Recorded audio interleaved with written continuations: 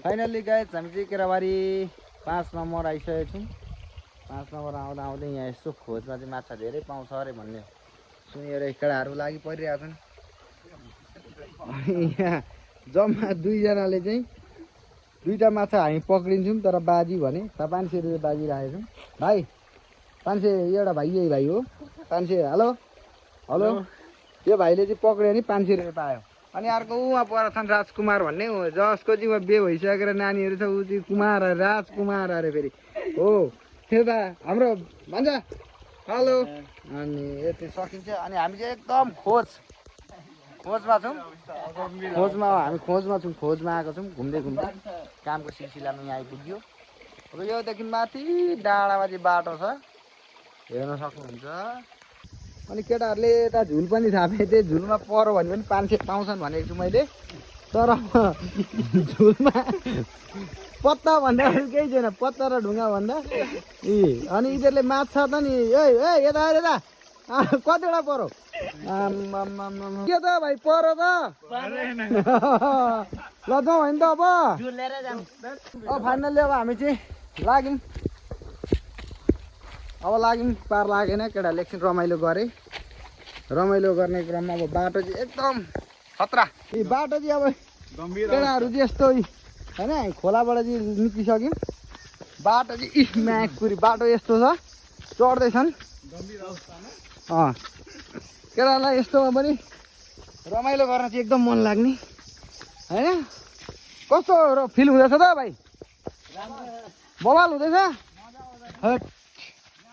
गलियो त नि हो हामी त धेरै हाइटमा पो आइसक्यौँ त हेर्दै। अनि अघि भान्जा लडेको ठाउँ जस्तो लाग्दैछ मलाई यो कि होइन कि चिप्लो बाटो। हामी चाहिँ चारैजना एकदम सास बढेर आयो जाँदैछौँ। कम गहिरोमा पुगिएछ त हामी आम्मामा हेर्नु त गहिरो बाफ र त्यो देखेको खोला अनि त्यहाँ खोलामा पुगेको थियौँ हामी। कस्तो रमाइलो भयो हेट अनि कम भिड छ यस्तो खोजमा गएको थियौँ हामी धेरै हाइटमा तर जस मजा आयो होइन त राजकुमार मजा आयो नि एकदम ल फाइनल्ली अब हामी गाडीतिर लाग्दैछौँ गाडी भएतिर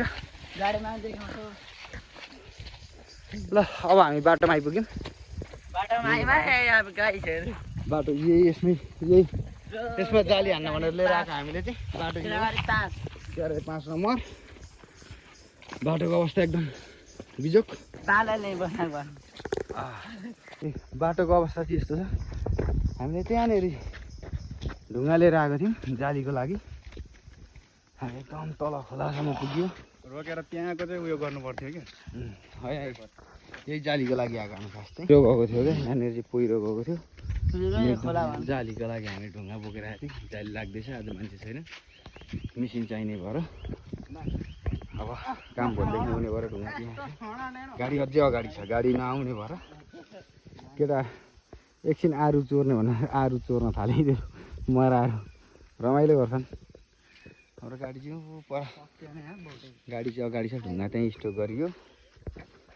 एकदम सुन्दर गाउँ सुन्दर ठाउँ रमाइलो छ ठाउँ। यता मन्दिर दर्शन गर्नु होला सबैजनाले। गाडी भए ठाउँसम्म फाइनल्ली हामी आइपुग्यो।